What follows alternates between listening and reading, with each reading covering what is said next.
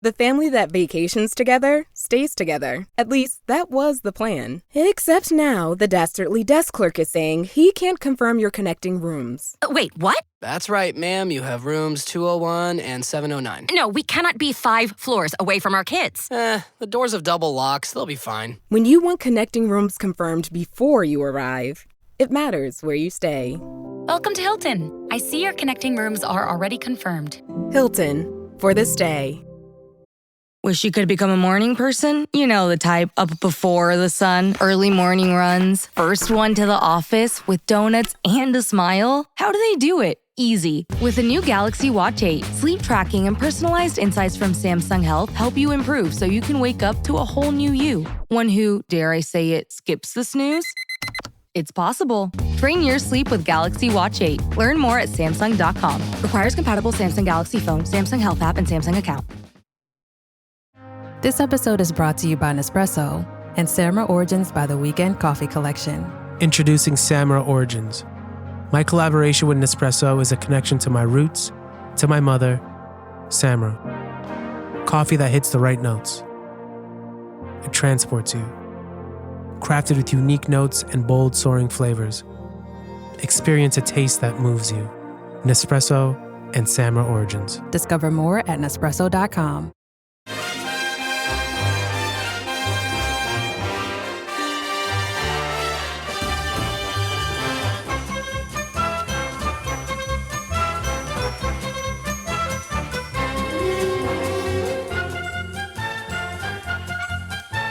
Hello everyone, I'm Chris Wynn. Welcome to How We're the Podcast, and we welcome you after Sunderland's second defeat of the season. And I listened to the lads on the reaction pod, so you might forgive us for sounding a little bit glum, because to be fair, we're not used to losing in the Premier League, and would build up a little bit of confidence before the game at Old Trafford. So it's a tough one to take that we ended up getting beat against Manchester United, which isn't a sentence I thought would be saying at the start of this season. But to join us, we have someone who you will have heard hosting that pod, which is, of course, Gavin Henderson. Hello, Gav.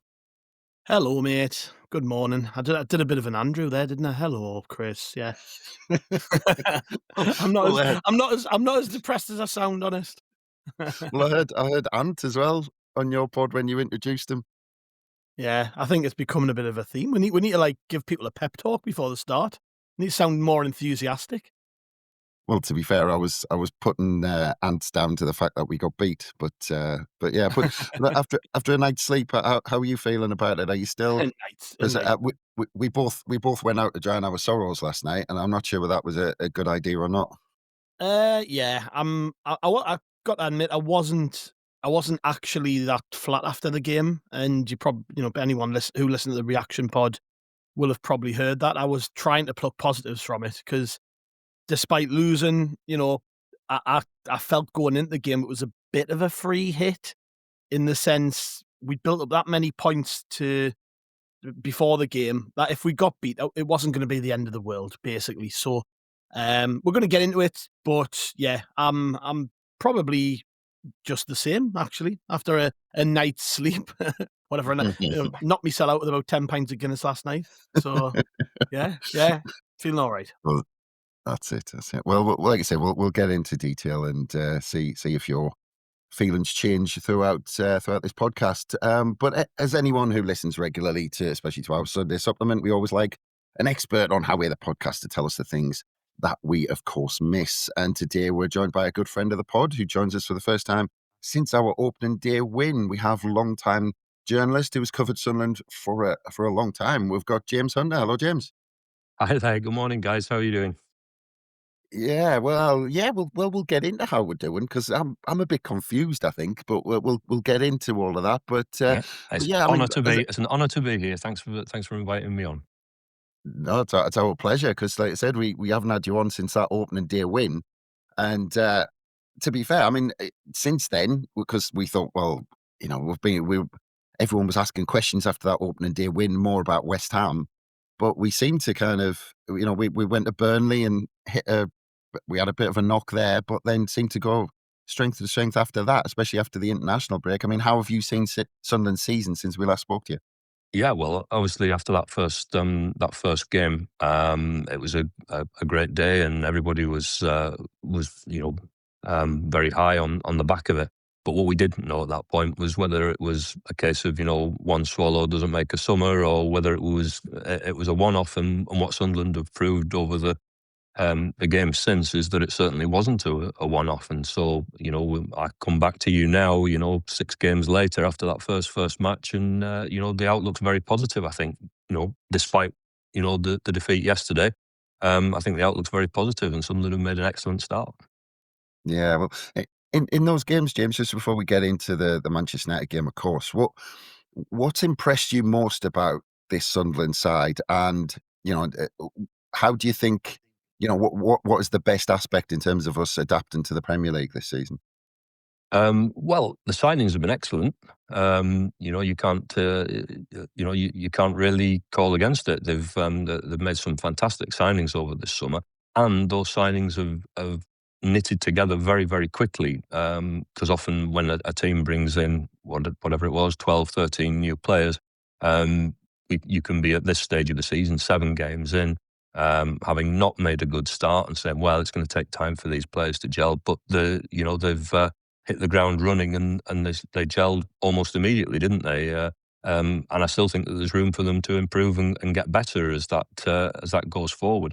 But I'm really impressed with the work rate of the team. There's a strong sense of togetherness for a team that's a first 11 that's largely drawn up of players that have come in this summer. There's a great sense of togetherness and working together. They really do look like a team that's going to do well this season and not be. I'm probably speaking too soon here, but they really do look like a team that's not going to be in the sort of deep trouble that we saw with the promoted sides last season, for instance. Yeah. Well, just to transport us back to before kickoff at Old Trafford, in that beautiful place where we were travelling to Old Trafford thinking that we might get a result based off what's happened before, James. And that we built up to a point where me and Gav were doing pods during the week, and we were thinking, why can't we go to Old Trafford and get a result? I can't remember. I think I asked Tom White whether we might get 6 points from Man United and Wolves. But going back to, you talked about those games that we've had. Where did you see us fit? Because again, I mentioned the West Ham game. People were talking about West Ham. Seemingly, there's been a cap with every one of our results, other than getting beat at Burnley, of course. But, yeah. Where did you feel we were? Did you feel we were getting a bit carried away with ourselves before going into Old Trafford? Or do you think that confidence is warranted? No, I do think that the confidence was warranted, partly because of the way Sunderland have been playing and the results that Sunderland have got, but also because Manchester United have been struggling. Their problems have been well documented, and not just this season, going back into last season and even before. So I do think that Sunderland had, every reason to go to Old Trafford these days. I see teams now, even with Manchester United's current struggles, and I see teams go to Old Trafford and they celebrate like mad when they win at Old Trafford. And I think sometimes that's underselling themselves a bit, because Old Trafford and Manchester United are not the Old Trafford and Manchester United that we remember in the early 2000s under the Alex Ferguson era. They are not the formidable side that they were then. I mean, yes, they're still a very good side. Don't get me wrong. Manchester United don't buy too many duds.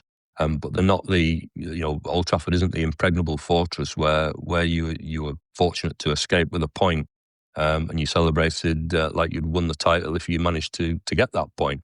It is now a place where teams will go and feel that they have a good chance of getting a point and a chance of getting all 3. So yeah, I do think that Sunderland have had every right to go there full of confidence, and I think that's reflected in the fact that all 3 of us sit here on Sunday morning. I'm sure there's an awful lot of Sunderland fans across the whole city here, and they feel disappointed that they didn't get something out of that game. And also, and to go take it further, you looked at the final whistle. It was the Manchester United fans that were celebrating in relief at having won at home against a newly promoted team, whereas Sunderland came away feeling disappointed.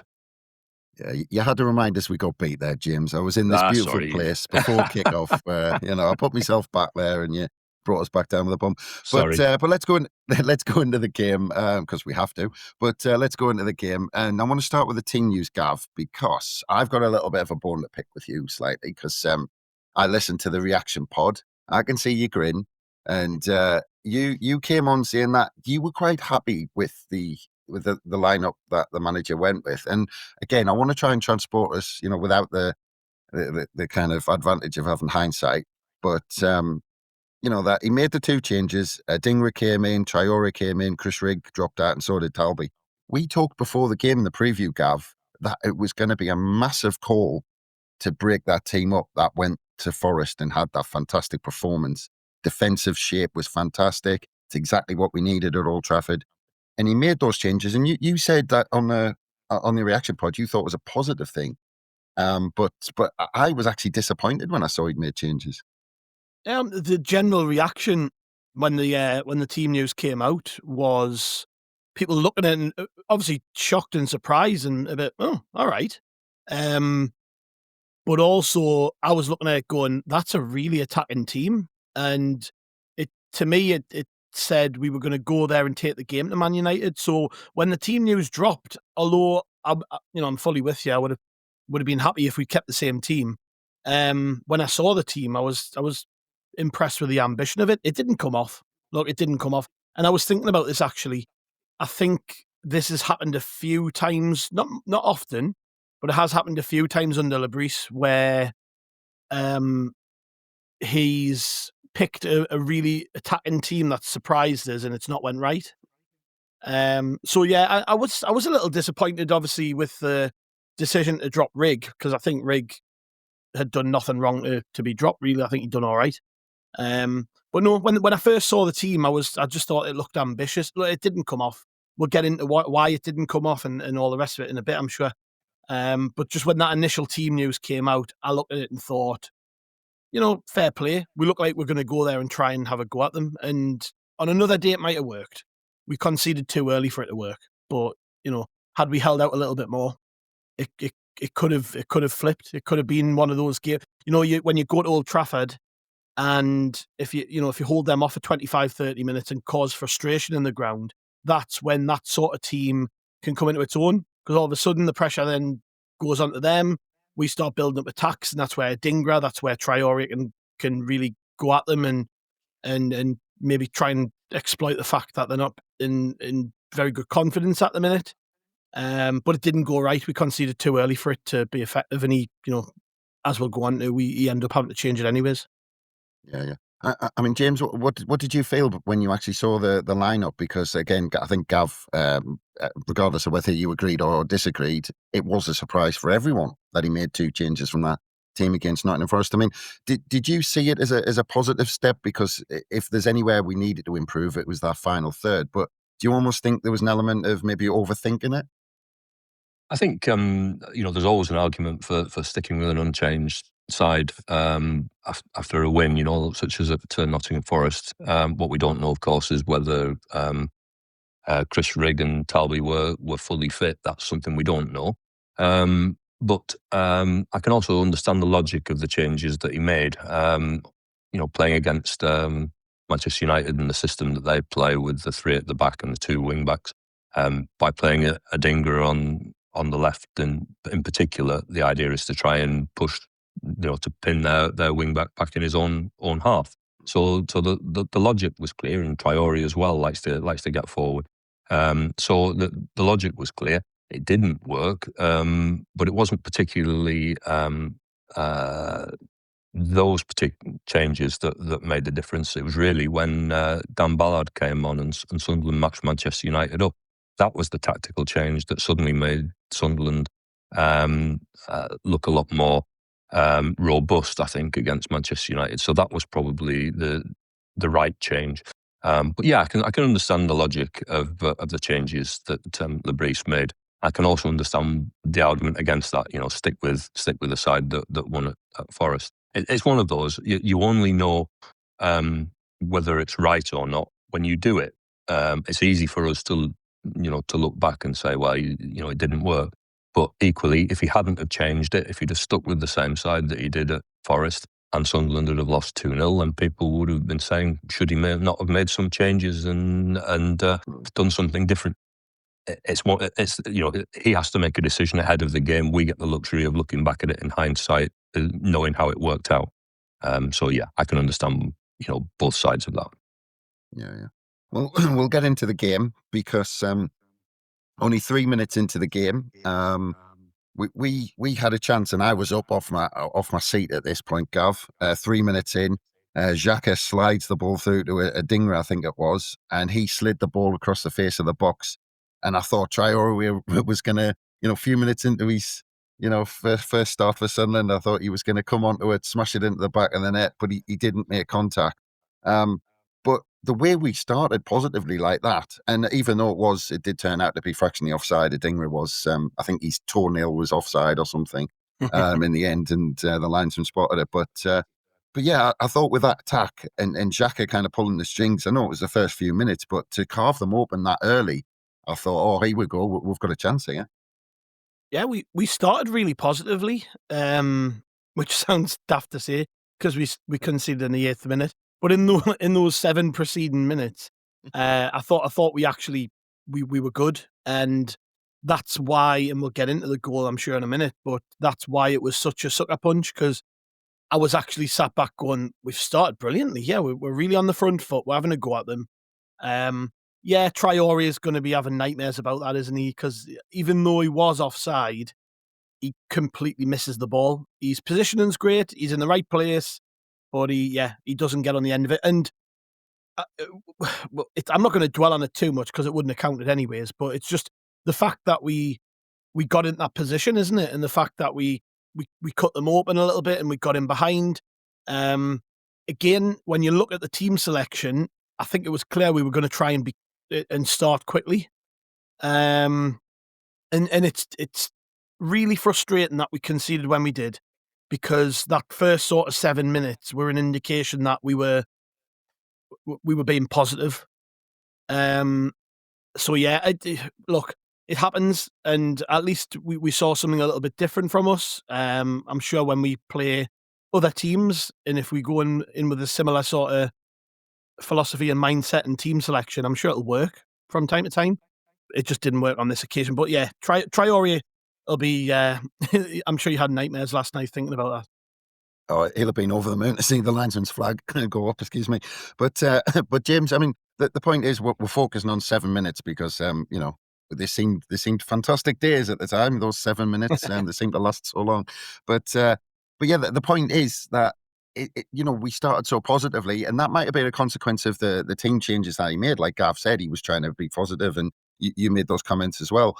But when we get onto the frustrations at the end, the way we started, I mean, I've got a note that after 5 minutes, Sunderland looked strong. We made Manchester United look average for that first period of the game until they got that opener. But it's part of the frustrations, as we'll get onto when we're on the end of the game, that we didn't do that enough after that. We carved them open fairly easily, but then it didn't happen again. And we were kind of willing that to happen. And the players just seemed to stop looking for those balls in behind after that.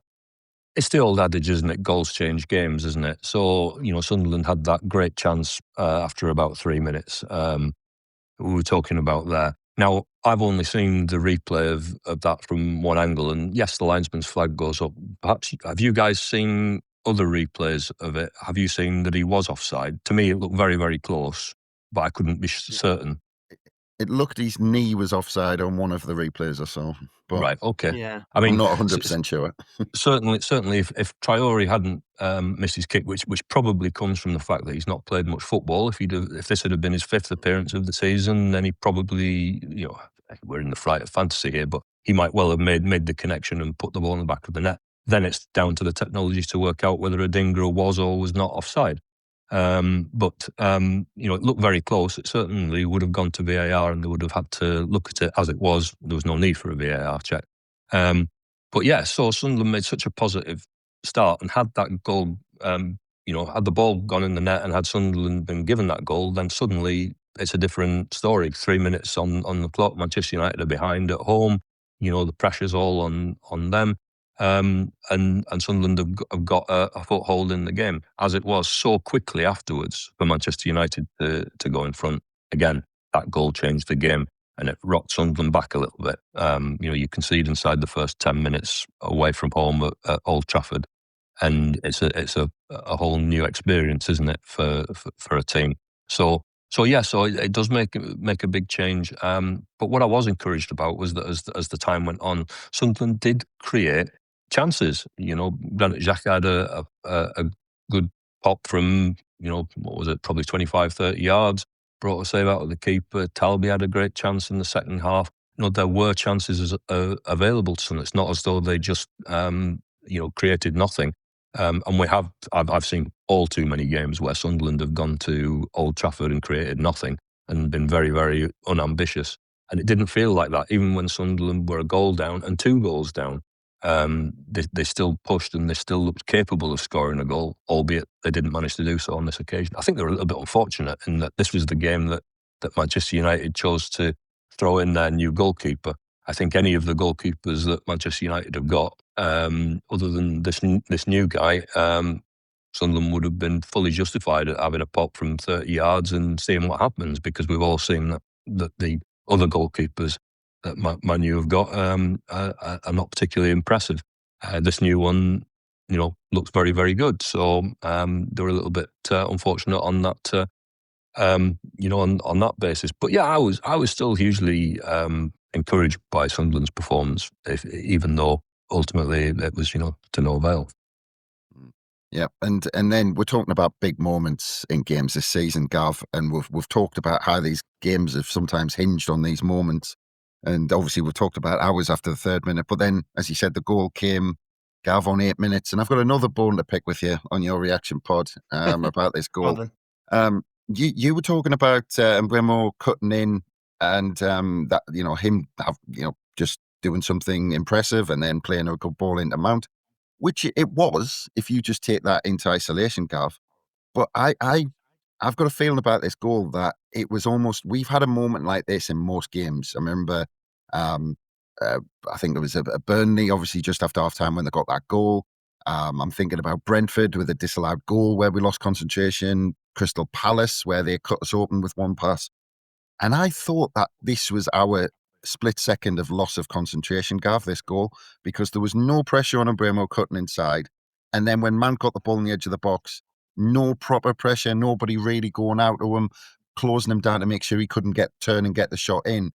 And as good as those players are, and they produced something, I still feel like that was on us, that it was that lapse of concentration that we looked fantastic, putting pressure on them until that moment, and Man United took advantage, is the way I saw the goal. No, it's a bit of both. I think you're right. Generally when you concede a goal, you've had to have made a couple of mistakes at least in the build up for that chance to occur. It's just the way it happens, isn't it?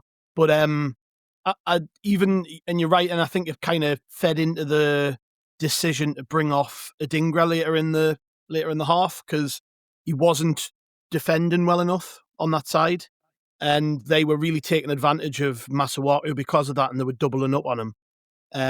He was then having to occupy the space of 2 players, and it was just, he was struggling with it. But that gave him way more the opportunity to do what he did. It was a good ball, and actually, just before we hit record, I was watching the highlights again, and I kind of hadn't really took into account how good the first touch is from Mount either. Even though he's in an acre of space, he's still got a lot to do. He's still got to bring the ball down. He's still got to get the shot is placed. He doesn't lash at it. He kind of passes it into the net around. It's a really good finish. Around. Is it Alderete? I think. So the goal was a good goal, but you're right. We did have a moment of, a momentary drop in concentration, and that's the Premier League, isn't it? I think that's something Régis Le Bris said after the game, that he was talking about how all the talk before the game was about their start of the season, but regardless of that, they've still got quality players, and they've got players who are capable. I think he said that they've got strong players, but I think what he meant by that was that they've got people like Mason Mount and like Mbeumo who can can just come up with something out of nothing, basically. And we switched off for that couple of seconds. They took advantage. And it was really disappointing, to be honest. Even though it was a good goal, it was really disappointing because, as I've already said, we gave ourselves a good chance by the way we started. And then, you know, the game plan at that point, you can't concede that early in a game. When your game plan is to go and attack away from home and take advantage of a team without confidence, you can't concede after 8 minutes. I was listening to MUTV before the game, and I was listening to David May, and I thought he was, at the time I'm thinking, where's he getting his confidence from, this bloke? He thought they were going to win 5 or 6-0. He was genuinely that confident. He said, if we get an early goal, we'll win 4, we'll get 4 or 5. You know, and I'm thinking, where's he getting his confidence from, yeah? You know? Because that's what they used to do when he played. Well, yeah, true. But, you know, so I'm listening to that and I'm going, I just don't get that, like. And then after they score after 8 minutes, I'm like, does he have a point there? You know, like, are they going to go and completely batter us here? But, you know, it all comes back to that team selection, doesn't it? We chose to go out there with a more attacking lineup and it didn't pay off. So, and that was an example of where it didn't pay off because we conceded far too early in the game. The defensive cover that we normally get on the wings from, you know, if it was Ronaldo, he'd have been there, but also Enzo Lefebvre playing on the left wasn't there. And Manchester United, I mean, this was an example where you point to it because they scored from it, but there were probably another 10 examples in that first half where they doubled up on that side of the pitch and took advantage of the space that they had. And we were lucky that they only scored 1 goal, to be honest, from those situations. Yeah, we'll get into a little bit of that. But just on the goal, James, I just wanted to get your take on that because I felt it kind of came out the blue in a period where we looked comfortable and we looked okay, and it just suddenly went, oh, it's 1-0. But how did you see the goal as, you know, impressive play by Manchester United or poor defending by us, or a bit of both? I think it just shows you just how fine the margins are in the Premier League, to be honest with you. I think it shows you the step up that Sunderland have made from the Championship. That you can be on the front foot and then suddenly one pass out to Manchester United's right wing. You've got Brian Mbeumo there, who I think is a fabulous footballer. I think he's got a brilliant football brain and he's got a great touch. Man United had obviously decided that they were going to target Masuaku, which is why they had him out there, and obviously Ahmad was making hay down there in that sort of first half as well. But Mbeumo one pass into Mount inside the penalty area. I think then you look at Alderete. I think if you look at that from a coach's point of view, Alderete's giving him a yard. This is a fine margin. If Alderete is one pace further towards Mount doesn't have the space to take the ball down and get his shot in. And he probably doesn't even try to get to bring the ball down. You know, he is literally one stride away from Mount. But that's all Mount needs. A player like Mason Mount inside the box. That's all he needs. 1 yard to bring the ball down. Has a shot. Alderete turns away as he's having the shot, which he shouldn't do. And Alderete's body screens the ball from Roof, so Roof sees it late and it finds the bottom corner. But that is just how. A sign of how quickly things move in the Premier League. You know, 1 minute you think you're on the foot, 2 passes later, you're picking the ball out of the back of your own net, you know. And that's what Sunderland are going to have to adapt to. And they have adapted very well, but they're not going to get it right all the time. There are going to be days like yesterday. Hopefully not too many of them. And as long as they learn the lessons from these things, then, you know, there's no need to be too downhearted from it. Yeah. I thought we reacted quite well to the goal, Gav. I thought that the 10 minutes after that, we actually calmed things down a little bit. But then gradually, as you already touched on, Manchester United we're getting, and James just mentioned there with Mbeumo and Ahmad, they started getting a lot of joy down their right-hand side, down our left-hand side. And again, when I look at my notes, I'm kind of going, after 20 minutes, I'm going, right, Manchester United kind of getting on top. We're struggling down our left. Then we had the Fernandes shot from the edge of the box that Roof's unbelievably tipped onto the post or the bar, whatever it was, and Ahmad missed the follow-up. But again, I'm looking through and I'm going 28 minutes. We haven't had any shots on goal. Ahmad and Mbeumo running the show. And that was my last note on 28 minutes, Gav. They then went 2-0 up on half an hour. Do you think in that period, and the manager reacted after the goal, but is there an argument that during that period, at least, even if it wasn't in the personnel, do you think maybe a change should have been made tactically on our left-hand side before that goal came? Because people could see it coming. Yeah, it's a tough one, isn't it? Because, well, funny, we talk a lot about versatility in the personnel and things like that in our team. But because we had two out-and-out wingers on the pitch, it would have made it tough to change anything. Like, who do you put there, really? If in an ideal world, we would have put Enzo Lafay out there, I think, at least periodically, just to try and help. And he wasn't going to make a sub at 1-0 at that early in the game. So it's a tough one, isn't it? I think with the benefit of hindsight, you'd go, yeah, you should have made changes. But the irritation for me was you could see it coming to a degree. I think you're right. We did have a good sort of 10 minutes or so where we played all right. But it was that constant barrage down down our left from Mbuemo and Ahmad. It was constant. It was every single attack was concentrated down that side of the pitch. And I can remember thinking, this was before they scored the second goal, I remember thinking, has Adingra been told to stay up the pitch? Was it like, has he been told you stay out, be an outlet out there? Because I was trying to find logic in why he wasn't getting back to help Masuaku out. And then I'm periodically glancing at social media just to see what people are saying during the game and stuff. No, don't do that. Which I generally don't do. But since I was sat in front of me PC, I was. And Masuaku was getting quite a bit of stick, and I'm watching it, I'm going, yeah, he's not playing well, but he's not being helped at all here. The tactics and mainly the person in front of him is not helping him. So he's being badly exposed. Ahmad and Mbuemo, they're two best players, and there was two of them out there on him constantly. And, he was diving in at tackles and stuff, but I kind of just felt, well, he's not getting the protection. Then you had Siddiqui having to go across to, which he does because he's everywhere, isn't he? But Siddiqui was having to go across there and help. Mm. And that was leaving gaps in the middle of the pitch because he was having to do Adingra's defensive work. So I was getting frustrated, to be honest. And when they scored, I just thought, well, we've only got ourselves to blame here because that was coming. Mm. Even though it didn't come from open play, it came from a set piece. The pressure was building. I think Alderete got booked for a foul on Mbuemo. He sort of just span him, didn't he? And he took him down. And I was like, oh, when them things start happening in the game, you're just like, they're getting the better of us here.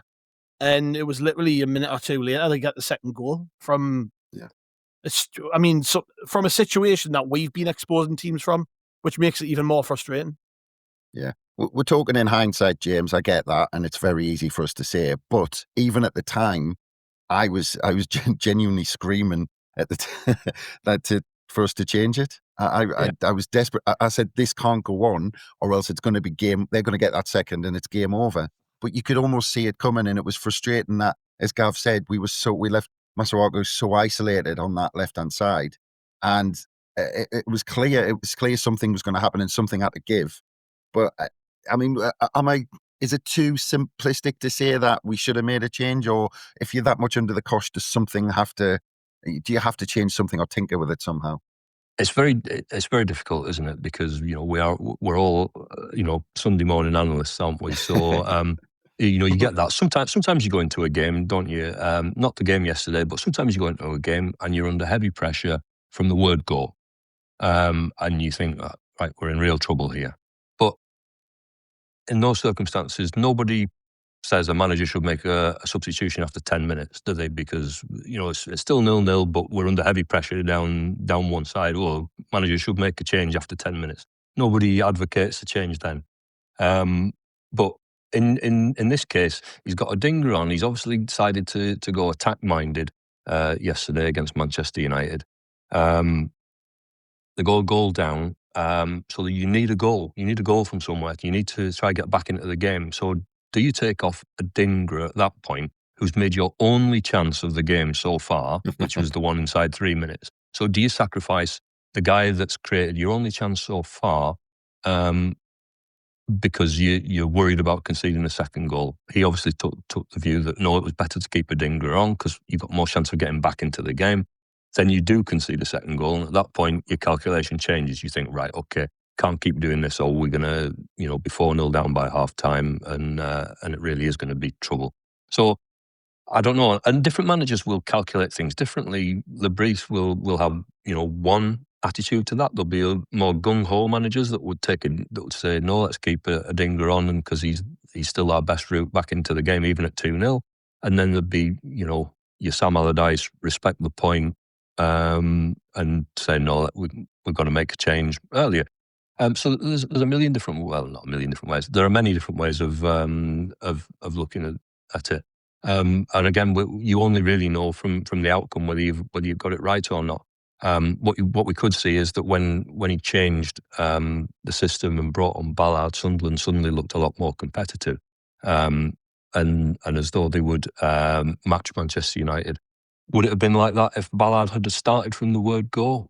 Or would people then have said, well, it was a bit conservative, really? We went to Old Trafford and, if we'd have attacked them and named a more attacking lineup, we might have got something more out of it. It's very hard to know. It's the manager has to make a decision, head coach has to make a decision, and he did. And then it's, we're entirely within our rights to criticise or picket it the next day. There's no problem with that. Nobody says that the managers can't be criticised. Of course they can. It's just, you never know what would have happened if you'd have done something different, do you? This episode is presented by State Farm. Having insurance isn't the same as having State Farm. It's like expecting the leadership of a team captain on the football field, but getting a sea captain. You wouldn't settle for just anything for your team. Shouldn't it be the same for your insurance? So don't settle for just any insurance when you can go with a leader. State Farm. Like a good neighbor, State Farm is there.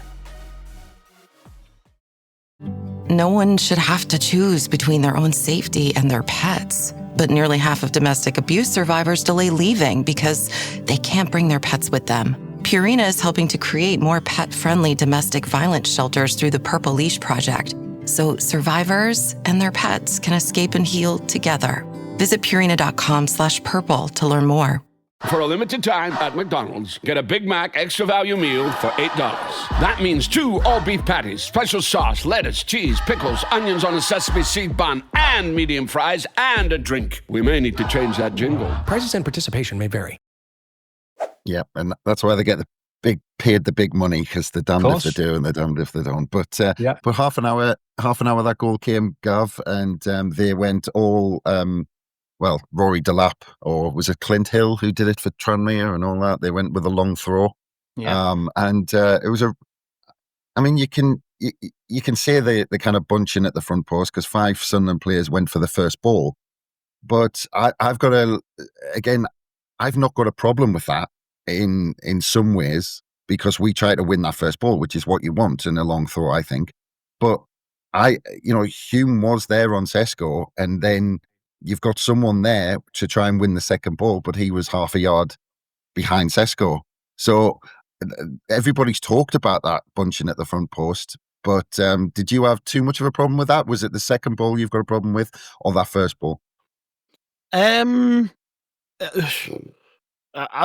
My problem was more that we got caught out doing something that we've been pretty good at. It's annoying, isn't it, when you've... every goal we concede's annoying. Yeah, but it's more annoying when we've been taking advantage of teams. We've been doing the long throws. We've been really good at attacking the ball, and then we get done. Now, I said on the reaction, I don't know whether this is a lame excuse or what, but I do wonder, because the weather was horrendous. I don't know whether the ball's moved and it's caused a bit of panic.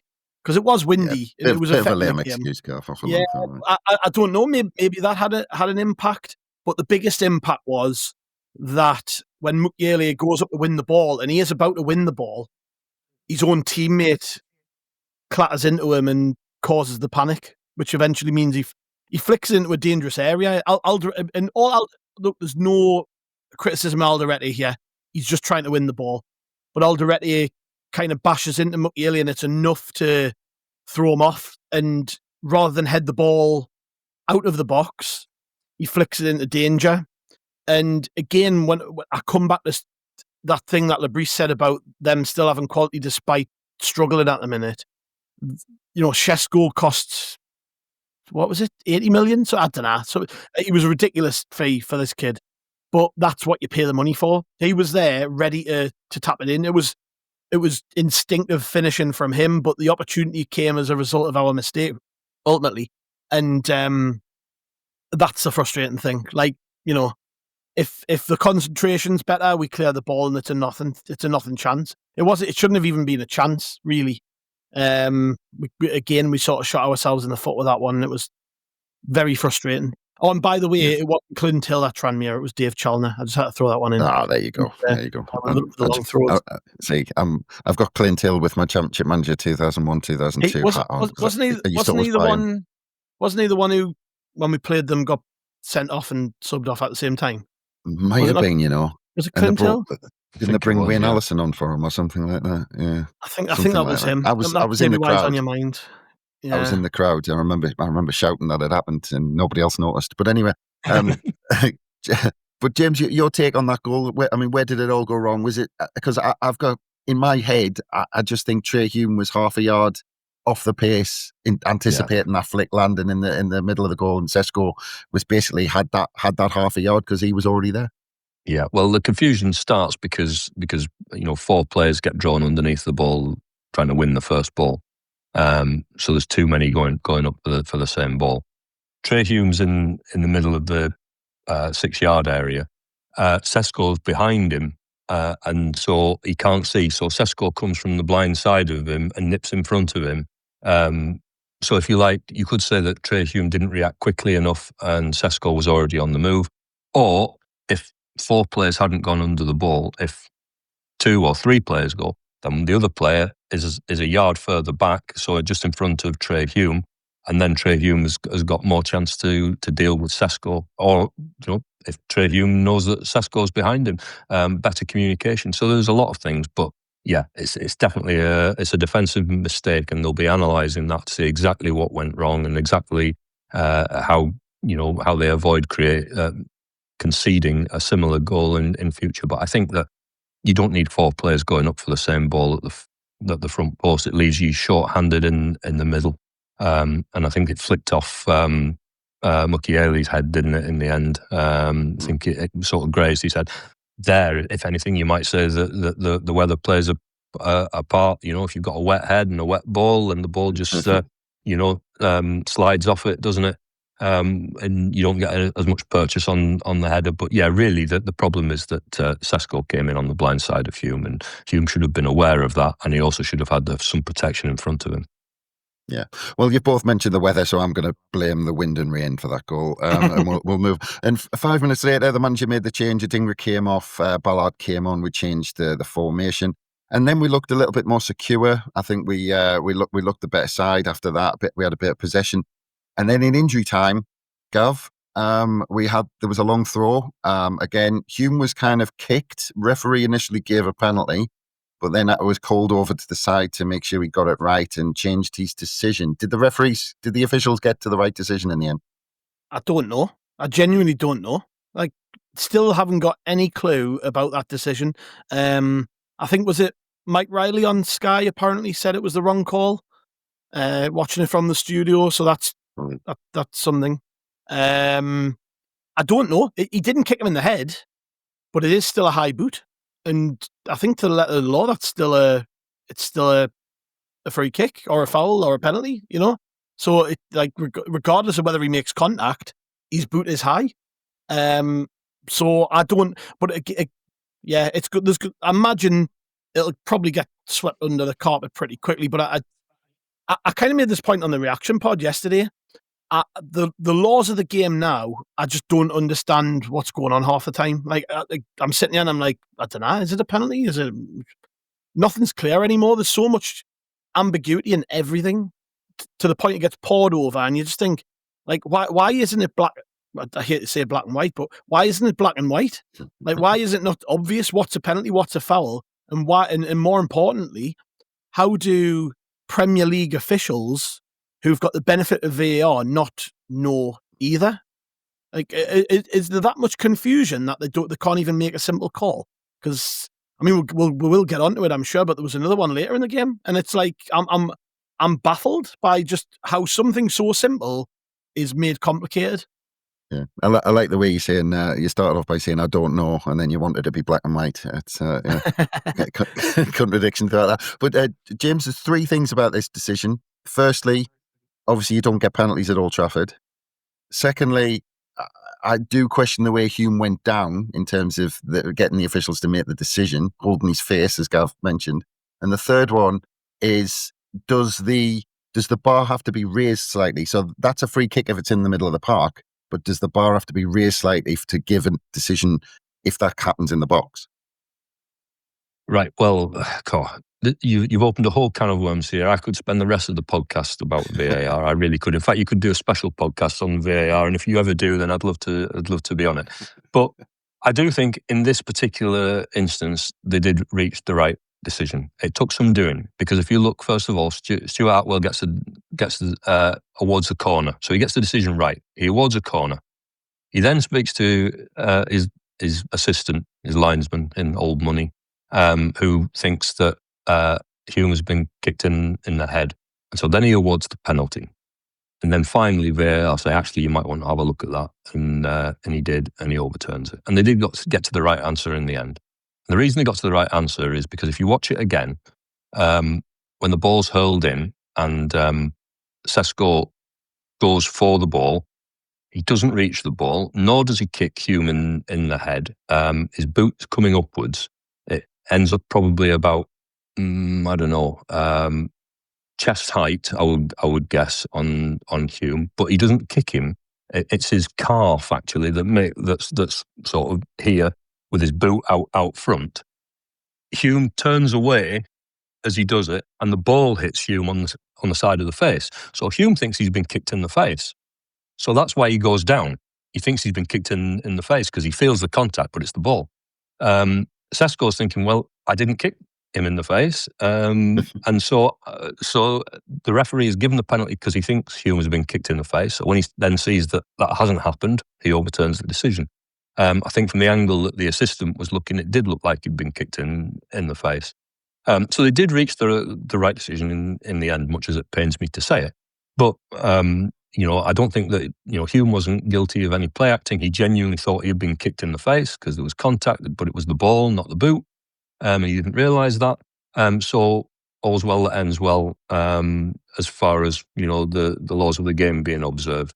But I do think that it is a mess. I think that VAR, as a general rule, it's like a randomizer. So you watch a game of football and you see a referee make a decision, sometimes a good decision, sometimes a bad decision. And then it's like somebody throws a dice and says, oh, the VAR's looking at it, right? And it might be a penalty or they're given a penalty, but it might not be a penalty. Let's wait and see what happens. Will the VAR, sometimes you see a clear foul in the penalty area. Somebody's got hold of somebody or they're pulling on a shirt arm and they go, oh, VAR's checked and cleared it. You think, well, it's a clear foul. I've just seen it, and say, oh yeah, but it's not enough of a foul to overturn it. It's like, it absolutely drives me up the wall. Either get involved and make the decisions, referee it from a studio, or don't get involved and let's just ditch VAR and go back to the old days when you say, well, the referee gives what he sees. Sometimes he gets it right, sometimes he gets it wrong, and that's what we all argue about down the pub and on podcasts forevermore. If you try and say that VAR is going to clear up these things, then it's never going to happen, because sometimes the VAR intervenes, sometimes it doesn't, sometimes it gets it right, sometimes it gets it wrong. And I just think that it's made a mess of the game. It's made it so much more complicated. It's clearly been done for the TV companies, because the last people to know what's going on are those people in the ground, and that means the fans that have paid the money, and it means the journalists that are sitting in the stand. We don't know what's going on either when we're there. We're like everybody else, waiting to see what's happening. Nobody knows what's going on. The only people that are in on the secret, if you like, the only people that are in on the joke are the commentators and the pundit. They're the ones that are hearing the feed in their ear about the conversation between the referee and the VAR. It's a total mess, and they still come up with the wrong decisions. And my feeling is, I'm straying into this VAR podcast here, so I'm sorry about that, but I'm at this last point, that if you can't get decisions right, when, so a referee has to make a decision. They have one view from one angle and they have to make a near instant decision. And we all understand that sometimes you get it right, sometimes you get it wrong, even if that winds us up at times. But if a guy in a VAR studio who can watch it as many times as he wants from several different angles and can slow it right down, got the rule book in front of him on the desk, like, if he gets it wrong, well, what chance have any of us got? Yeah. Well, I'm going to stick with you, James, straight away, because we'll go into after all that, I want to stick with you because 10 minutes. Sorry, I'm on one now. I'm on one. Yeah, well, exactly. That's why I'm sticking with you. 10 minutes into the second half, long ball played forward. Traore gets that touch inside the goalkeeper and the defender, goes down, and he gets booked for diving. And VAR had a look at that and agreed with the referee. So that's a strange one. So he did get caught. He got caught by Fernandez and the goalkeeper. Perhaps it cancels out. Perhaps if you get caught by one player, then it's a foul. If you get caught by two, it cancels each other out. I don't know. Nobody knows these days. It was minimal contact, but it was enough. When you're going at high speed, you don't need much contact. I don't know whether it was checked by VAR in the end, because it looked to me as though it was just outside the penalty area, in which case they could only check to see if it was a goal-scoring opportunity, and I'm not certain that it was. I'd have to look at it again. I can't remember the position of everybody else on the pitch. But you couldn't check. You couldn't check it. Yeah, you couldn't check it for a penalty because it was outside the box. So I think it might have been. I think right. If he stays on his feet, he's got to tap in. Yeah. Right, you watch it. The ball rolls to. I'd have to watch again. I'd have to see that again. But yeah, I mean, I certainly think it's very harsh, and that's one of those where I do think that a VAR could say to a referee, it's not a red card, it's not a penalty, but nor was it simulation. There was contact, so it's not simulation. I think that common sense should prevail in that, and they should say to the referee, there was some contact. He wasn't cheating, Yeah, I mean, for me, Gav, and confession time, I didn't get that far in the reaction pod to listen to what you said about it. But for me, it's a free kick to Sunderland and a yellow card to Fernandez, and for me, that's the decision. But I don't know what conclusion you came to. Although, Fernandez made the majority of the contact, the goalkeeper does make contact and is the last man. So I was arguing the goalkeeper's very lucky. I think the keeper's lucky to stay on the pitch. If they were never going to use VAR to make that call, but if they had of, I think the goalkeeper could have possibly walked, because he's, as James said, and that's actually a point I made on the reaction. When everybody's running and at pace and there's bodies flying everywhere, it doesn't take much to send somebody down, and the keeper clips him. So he's very, very lucky. I saw Man United fans saying that. Man U fans sort of saying, "Oh, bloody hell, Lamens has been pretty lucky there." I think we were robbed with that decision. Absolutely robbed, and it was more galling that he got booked for diving, because, and James is just absolutely bang on with VAR there, by the way. But when we've got so in the game, you've got that facility. VAR is there. You've got that opportunity to look at decisions again and make a choice. That's where it should be used. Something like that. You're totally right. There should be somebody talking to the referee and saying, you've made the wrong call there. He was clipped. He didn't dive. And then the referee should pull it back and make the correct decision. And if that's the case, I was furious for that. Absolutely furious. Because I think it's interesting, though, because as you say, Gav, Fernandez makes the initial contact with Traore. So is it then that because he's made the contact with Traore, that sent Traore into the goalkeeper? So is that a bit harsh on the goalkeeper then to say that he's made contact with Traore? Because really, Traore's been pushed into him in a way, hasn't he? There was no intent to make contact from the goalkeeper. It's Fernandez that has instigated the whole incident, if you like. But it still doesn't change it. It wasn't a dive, and it shouldn't have been a yellow card. The VAR should have told him that, but they can't because it's a yellow card. Well, I think it says a lot that the three of us can't agree on it. So I think that tells you a lot as well. But and don't forget that I'll not hear a bad word said about VAR, because that's how we got promoted. So but after that incident, Gav. I thought for the rest of the game we played some brilliant balls across the box. You look at that chance that Mayenda had in the last minute before injury time. There was 5 minutes. The board went straight up after that. I thought Manchester United were they just let us come on to them, and they looked average after that incident in the second half. And I just thought they were there for the taking, and we just didn't seem to, go up to that third, fourth gear to try and really go for it and push for it. It was frustrating. We created enough chances to get back in the game. We 100% did. I don't know whether that says more about us or them or what, but we just didn't take them. And you point out the Mayenda one. There was another where he wriggled away from his man brilliantly and shot, and he should have passed it 5 yards to Trey Hume. And then a couple of minutes later, he did pass the ball when he probably should have shot to Talby. So there were chances there. There was the one across the box where I don't think Broby, I don't think Broby, he anticipates the cross particularly well, and it's a great ball. I think it was Talby who played it. There was a great ball from Mukiele on the other side, which two within about a minute, wasn't it? Yeah, a minute or so. There was loads of chances. I mean, we haven't even mentioned it, I don't think, really, but the Ballard one at the end of the first half as well. Xhaka had a really good strike, which the keeper saved. We had loads of chances when you think about it. It wasn't like their keeper was made to work particularly hard, but we created opportunities where if a little bit more quality, we would have made the keeper work.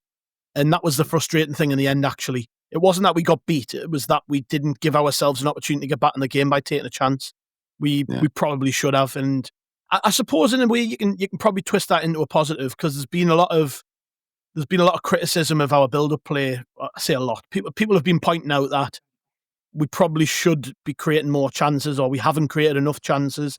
We actually did in this game. We just didn't take any of them. So that, I suppose, you can twist into a positive, and Man United 2-0 up. They didn't have to exert any real pressure on us, so maybe they did take a breath and step back and allow us the chance to make them opportunities. But still, I think we should have took advantage. If we get one, like I think the Ballard one before half time, if we go into half time at 2-1, it's a different game. We don't take that chance. And then later in the game, if we get one with 10 minutes to go, it's a different game, isn't it? Like those are the margins in this match. Yeah, this is the confusion, isn't it, James? Because you get beat at Old Trafford 2-0. Manchester United are brilliant in periods, but yet we come away with this frustration of almost what could have been, and that actually, I still feel Gav's right. We create all those chances, and I still feel we didn't get out of second or third gear. Still think there was another couple of gears for Sunderland to get into, and it's just got this. The whole game's got this element of frustration around that. Almost we didn't show kind of Manchester United or the world kind of what we can do. Yeah, you're right. I mean, what does it say that we've been sitting here talking for nearly an hour now, and all of us until Gav just now had not mentioned that chance for Ballard. I mean, what a great chance that was, and it fell to the one defender that you'd have hoped it would have fallen to as well from that corner. I mean, unbelievable at the end of the first half. And as you rightly say, if Sunderland had got that goal back, or any goal back, get it back to 2-1, and suddenly the whole complexion shifts, and Old Trafford becomes a nervy place to be then. The whole momentum can change. So yeah, I mean, Sunderland went to Old Trafford and created, 3 or 4 really good chances, not just half chances. Not, I don't know, Xhaka brought a save out of the goalkeeper from range, but not 3 or 4 long range hits that were saved or went just wide. 3 or 4 really good chances that they should have scored from.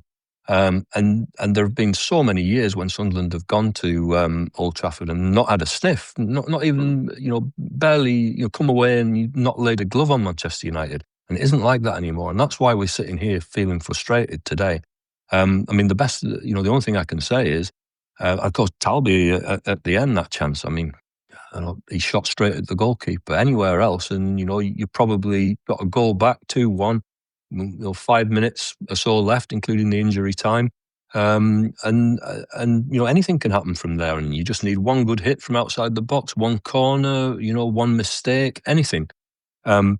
But I do think that Sunderland are going to have games like this. So I think that there are positives to take out of this. And I think when you've got 11 points under your belt at this stage, there's so much to be positive about. Sunderland shouldn't beat themselves up too much about this, but it feels like a missed opportunity. And that tells us a lot. That is testament to how well Sunderland have played in these opening games of the season. That really does. I mean, they really have been impressive, and they've really impressed me. I mean, I have to admit, at the start of the season, I thought, probably like everybody else, Sunderland are going to struggle because most newly promoted teams do. And a lot of the players they brought in, I hadn't heard of, didn't know of. So I didn't know what to expect from them, and they've really taken me by surprise. I've been hugely encouraged by what's happened, and long may it continue. Yeah. Final word for you, Gav. Where does this leave us? Is this an easy one to get over, or to kind of use as fuel for going into the Wolves game? Both. I'm already over it. Like I said, it was a Guinness help. Yeah, well, there is that.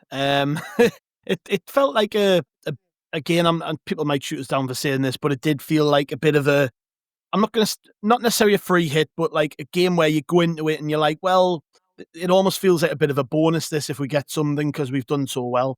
So, as disappointing as I am to lose, I never want to see Sunderland lose. I'm already over it. It is what it is. We're still in a really healthy position.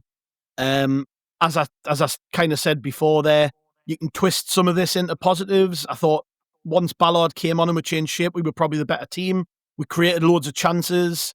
We shut out a team that looked like it was going to motor away from us. That could have easily gone and been 4, 5, 6. Like, the way that they were playing and the way we were allowing the attacks down that left-hand side of ours, if we hadn't made them changes, it could have got really bad for us, and we didn't. We made changes. We responded well, and in the end, I'm sat here disappointed we didn't get back into the game rather than being disappointed we got battered.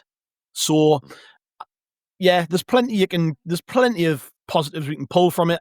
I'm sure we won't sit and dwell on it too much. And look, the next game is an opportunity because we're playing the team who are currently bottom of the table as we record this at home, and we've been brilliant at home. And I'm sure the players would love to be playing again today just to get over that quickly. But with the benefit of a break, they're going to split up now. They're going to go off on international duty. They're going to get out of each other's way for a little bit and come back. And I'm sure they'll have clear heads ahead of that Wolves game. It'll probably be a positive in the end that we've had this little break. So yeah, I'm sure most people listening to this will feel the same. We're disappointed, but we're only, and it shows how far we've come, Chris, that we're disappointed that we've gone to Old Trafford against Man United and not got something. It shows how far we've come. I said this to me mates yesterday, 3 years ago when I was leaving the Reebok Stadium having watched Sunderland get beat 6-0 off Bolton in League One. Had you told me that Sunderland would be 7th in the Premier League and I'd be disappointed we didn't win at Old Trafford, I would have made you divert the car towards the nearest institution. So, I'm still in a good frame of mind. I'm sure everybody else is. Yeah. And final word from you, James, on it, because I might be, would I be clutching at straws a little bit if I said that this one might be a good one in terms of us learning lessons and moving on through this season? Hey, clutch those straws. Yeah, no problem with that. Look, it's still a learning experience for Sunderland. As I mentioned right at the start, this team's still gelling together. They will get better, and as with each game, you can see it already. But they'll look back. The analysts will be going over the clips from yesterday's game. They'll be doing that today at the academy. They'll be looking at exactly what happened and what went wrong around the goals. And the acid test is that once you know what's happened and once you can identify where the errors creep in, that you cut them out. That's the point. If we don't see a repeat of those same problems, then we'll know that it has been a learning experience and that they've learned their lessons and that they've carried that forward. As Gav said earlier, they've got a great opportunity now against a Wolves side that has really struggled at the start of the season. That's at the bottom of the table as we speak.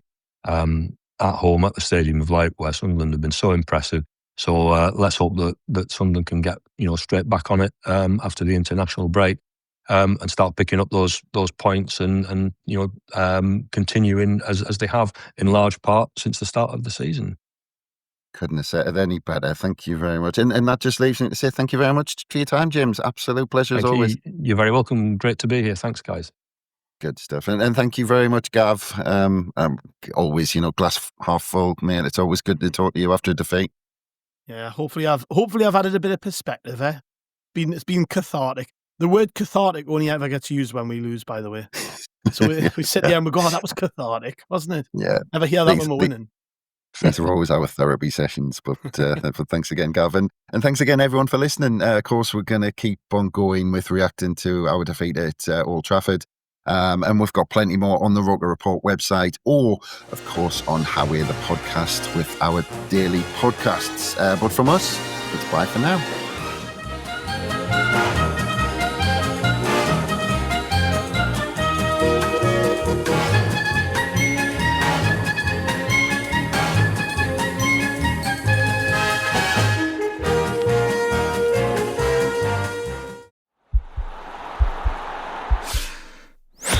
This podcast is part of the Sports Social Podcast Network.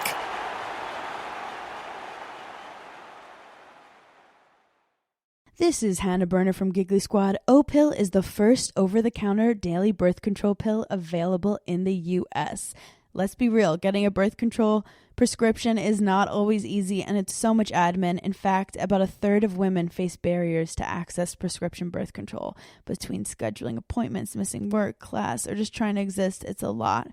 But now O-Pill is putting birth control in our control. O-Pill is a daily birth control that's FDA approved, full prescription strength, and estrogen free, and 98% effective when used as directed. Grab it online or at most major retailers, no prescription or doctor's appointment needed. So if you're thinking about birth control, check out O-Pill to see if it's right for you. Use code GIGGLY for 25% off your first month of O-Pill at OPILL.com.